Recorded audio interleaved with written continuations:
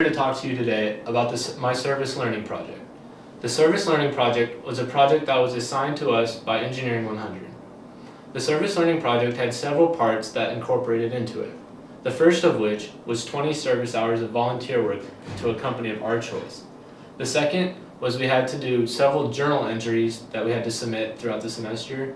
And the third was we had to give several small speeches throughout the semester about how we've been progressing and what we've learned so far. For my company, I chose the Lincoln Bike Kitchen. First, I had to email Gabriel Brugrier, the director of volunteer at the Lincoln Bike Kitchen, and ask him if I could come and help work with their mechanics and volunteer there.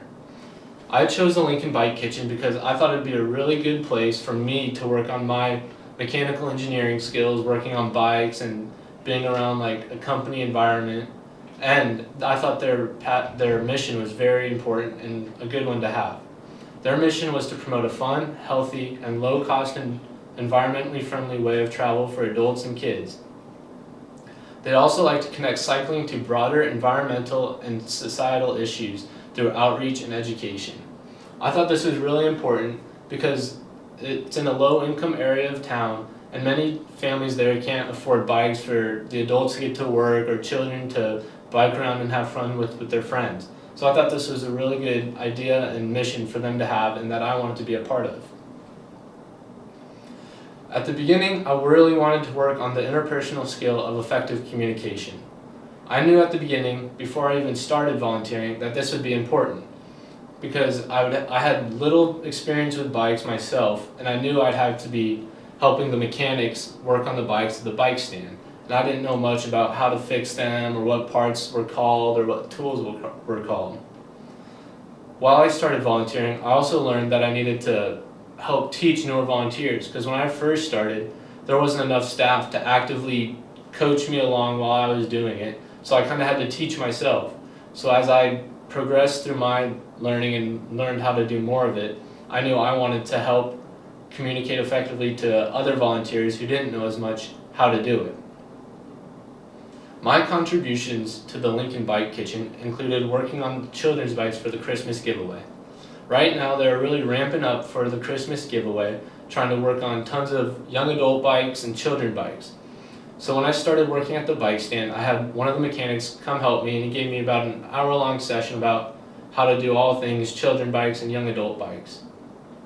After that, every day when I came in to volunteer, I just go to a stand and start working on bikes, children's bikes, so that they could get the giveaway ready. Before I started working on the stand, I worked on scrapping. What that entailed was we took apart old bikes that the mechanic said were unusable for the public and we couldn't fix up, and we'd take off parts that we could reuse, like whistles or lights or reflectors or pedals or whatever, and we'd save those off for other bikes that we could fix, and we'd throw the frames in a bin so that we could scrap them for metal and use the money to put back in to the Lincoln Bike Kitchen into buying tools or bike stands or whatever they need.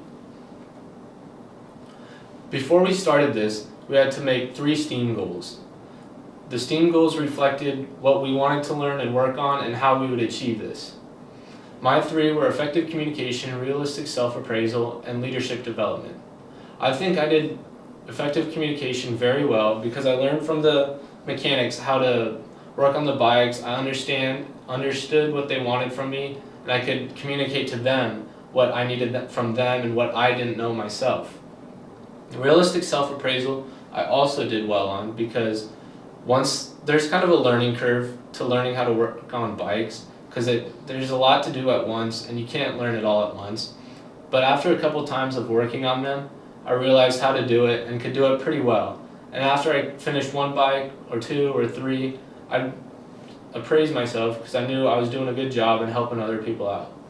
Leadership development I thought I could have done better on, but it was still pretty good. Once I learned how to fix things myself or how to scrap, I would help the younger volunteers or the volunteers that had less experience there so that they could do it themselves, and if they had any questions, I would try and answer them.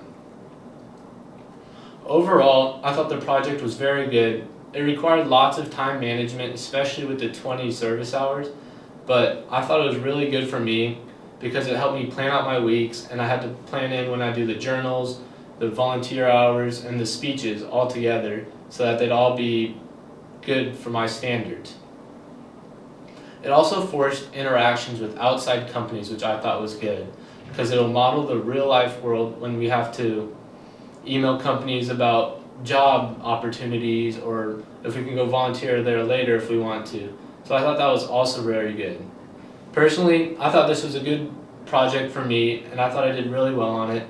And for others, I think it'll be really good as well. So I think they should keep this in the Engineering 100 program. Thank you.